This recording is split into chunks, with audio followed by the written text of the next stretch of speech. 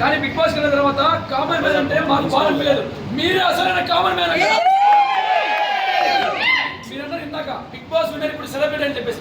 మీరు సెలబ్రిటీ, ఇప్పుడు మీరు మాకు కామన్ మ్యాన్ అన్నా. మీరే మాకు కామన్ మ్యాన్. మీరు ఆడే ప్రతి ఆట మాకు నేచురల్ అనిపించింది.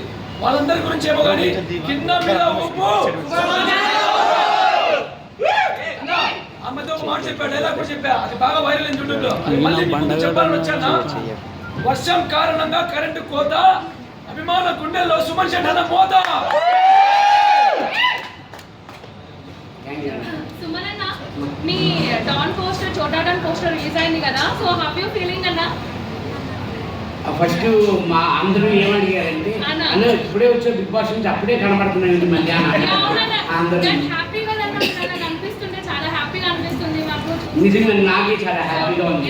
ఎందుకంటే బిగ్ బాస్ నుంచి వచ్చిన అంత బిజీగా ఉండడం, బిజీగా ఉండడం, ఆ బిజీ కావాలి, అందరికీ కావాలి, నాకు ఒక్కరికే కాదు. ఆ బిజీగా ఉంటేనే హ్యాపీగా ఉండేది లైఫ్ అంటారు. అయితే బన్నీ గారితో మీ ఫ్రెండ్షిప్ చాలా మంచిగా ఉన్నది బిగ్ బాస్ హౌస్ లో. సో ఏబీలో చూసాము. అలాంటి బయట బన్ననే ఉన్నారు బయట కూడా.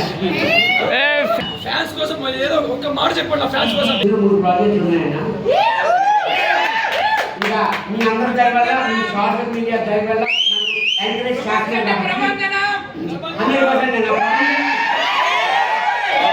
చేస్తున్నారు. ఒక 5 కాల్స్ ఇంకా మాట్లాడుతున్నా, డిస్కషన్స్ అవుతున్నాయన్న. ఈ ఓన్లీ తెలుగు, తమిళ 3 ప్రాజెక్టులు. Thank you so much. Next Suman అన్న ఎక్కడ కనిపిస్తాడంటే ఆదివారం పరివారంలో కనిపిస్తాడు.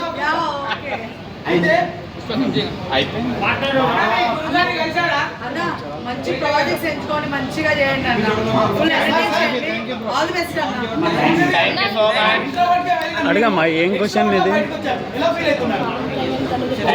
అదే ఇప్పుడు వరకు వచ్చే 14 వారాల వరకు నాకు వేసేస్తే ఆపేస్తారు.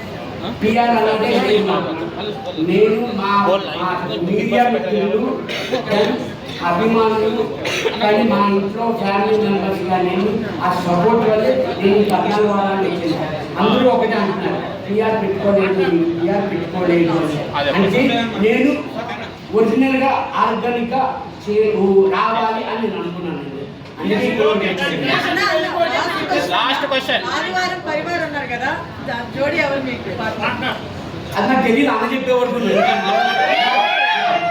ఫోన్ రాలేదు అన్న.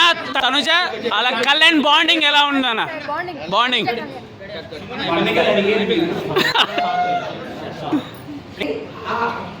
మనోడు కదా, ఏంటి ఆ పాయింట్లు ఏంటి అని తప్ప ఆయన్ని డిస్క్రైబ్ చేయాలి, వీళ్ళని తప్పు అని చెప్పే ఉద్దేశం లేదు నాకు.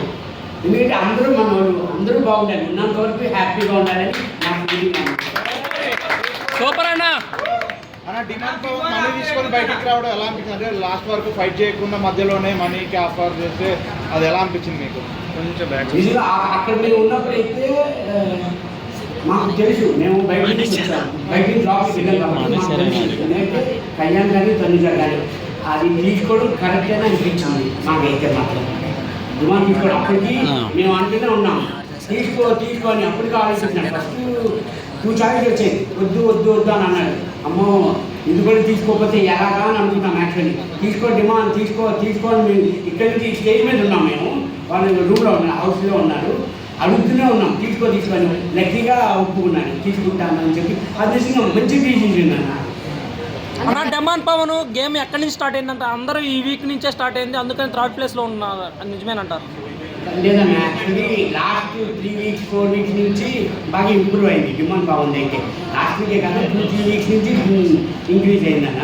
ఆ గేమ్స్ కానీ కొంచెం హెల్త్ వైజ్ కొంచెం ఒక 2 వీక్స్ అట్లాగా పాపం డల్ అయ్యాడు తప్ప, తర్వాత నుంచి మళ్ళీ బాగా రీచ్ అయ్యాడు అన్న.